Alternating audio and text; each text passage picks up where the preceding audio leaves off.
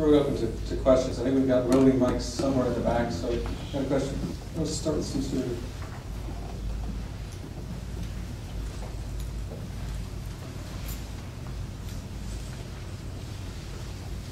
Thank you. Steve Stewart with IBM. I have a question. We've talked about the TPPs being a 21st century agreement, although Malaysia is not yet part of this, perhaps in the future it will be. We've talked about sexy things such as cloud computing. I'd be interested in the views of all three of the panelists on the role of cross-border data issues in future trade agreements, given that there's more and more electronic delivery of services. Issues such as privacy, cybersecurity are certainly on the minds and in the headlines. So first of all, how important a role do you think it is these cross-border data issues have in future trade agreements? And second, do you have any thoughts on how best to accomplish those? Thanks. I mean, I'll start. I mean, I think a lot of these issues are on the drawing board right now. I think the cross-border data issues are things that we collectively need to look at to determine what's the best approach on some issues, what we can handle in the context of TPP, what may not be as appropriate for a trade agreement and would be appropriately dealt with elsewhere. We have been generally engaged in a very robust consultation process with stakeholders throughout the country and with members of Congress and staff on TPP, so that as we develop our negotiating proposals and the U.S. negotiating proposals, we are able to sort of do so on the basis of what's going to actually be most meaningful for the various businesses that will be affected in the services sector, whether it's services, whether it's in the environmental sector, whether it's wherever.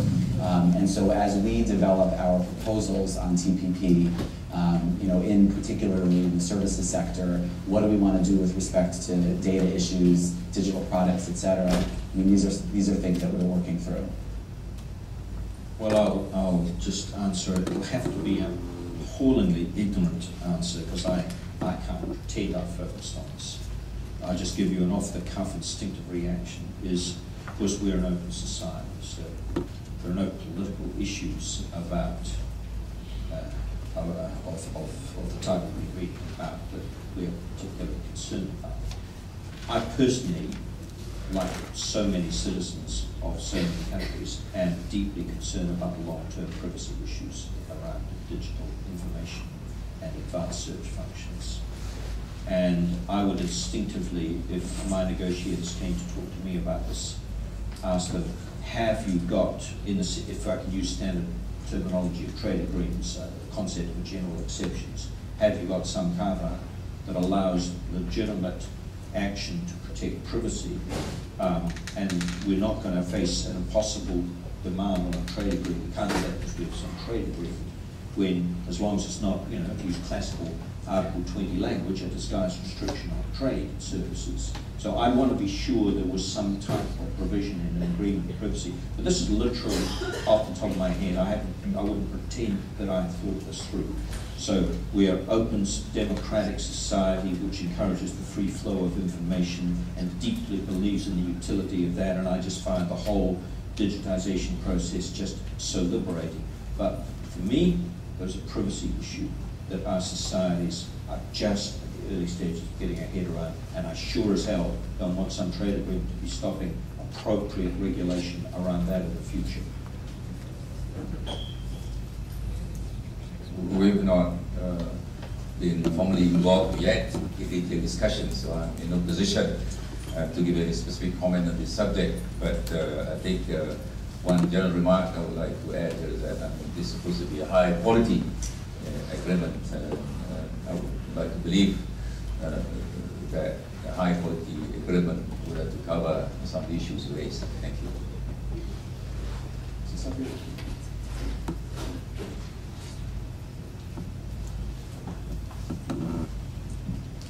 Hi, Jamie Strawbridge from Inside U.S. Trade. A question for Ambassador Morantis. Why name?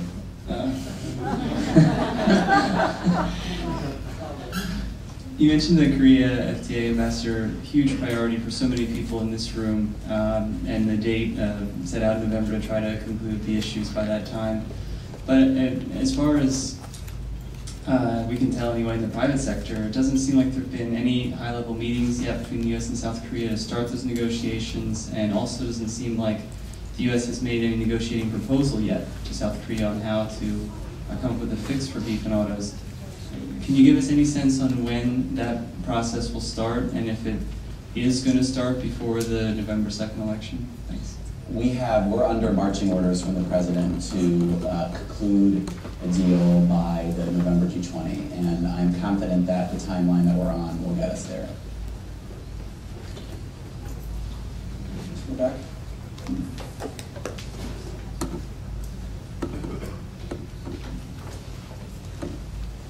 I'm Stephen Kwan. I'm a professor from San Jose State. My question for the panel is the following. You might recall that the emperors of China built the Great Wall when the barbarians were at the gate. So in this case with TPP, what do you think the Chinese midterm reaction of this group of countries grouping together would be? Well, I'll lead off because I've discussed this quite explicitly with Chen Deming and senior Chinese officials. I think they're watching it. Sorry to use the time-worn diplomatic phrases, but the exact correct description is they're watching this with close interest. End of story. I mean, there's not much more you can add to it. I think we have to prove to them that we're capable of pulling this deal together. It's clearly not something that they are looking at actively in terms of any participation, but I'm sure you'd never get a senior Chinese official to rule out for all time participation in any interesting framework for trade, investment, integration. So they are, but I can certainly tell you from the discussions I've had in Beijing, and I end up in China all the time these days, you know, they're watching this with close interest. I share Tim's view on this, but as you know, China has been more and more engaged with its neighbors, with South Korea and Japan, and also Taiwan, as you know, and that's another interesting development that we have to keep track of. And of course, ASEAN, 10 countries who've been engaging with them. ASEAN Free Trade Agreement is already in place. So it is our view that the priority at this point in time is by China. I'm not saying they are China, but from my observation, it is a priority for them to develop closer ties with South Korea, with Japan and Taiwan, and also with ASEAN. Thank you.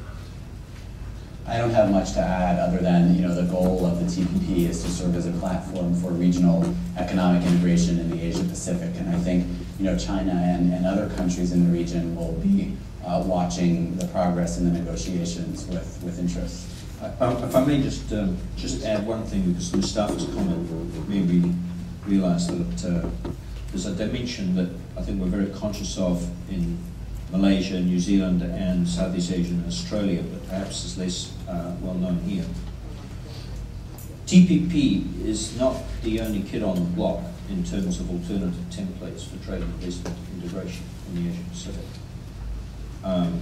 Leaving aside other potentialities, the reality is that there are other proposals for convergent plurilateral FTAs on the table that do involve China. At the moment, they don't involve the United States, but that could shift. So, taking up Mustafa's point, there is, for example, the ASEAN +3 or ASEAN +6 proposals. And China is involved in, by definition, both of those. So ASEAN +3 is ASEAN 10 Southeast Asian countries, plus the great 3 East Asians, China, Japan, Korea. ASEAN +6 is all of that, plus Australia, New Zealand, and intriguingly, India. And studies are underway, we're not expecting anything to emerge in the near future, on the feasibility of those plurilateral FTAs. So China's very strongly involved in this process of plurilateral FTA development, and watch this space. This will be a Darwinian struggle. The fit guy is going to win out of these proposals. We'll wait and see who's up to it. Thank you. Other questions? Well, since you